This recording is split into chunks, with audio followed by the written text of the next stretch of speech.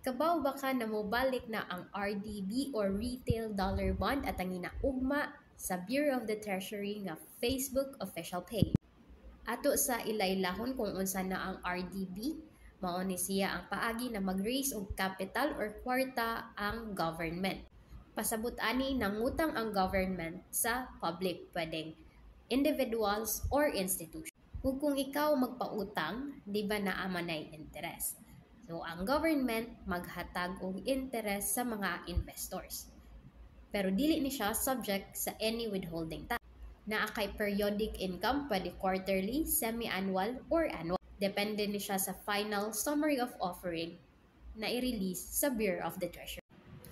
Og usa na lang kaadlaw ang huwaton para makabaw na ta sa official summary of offering, ang interest, ang term, ang minimum investment, og ang period covered sa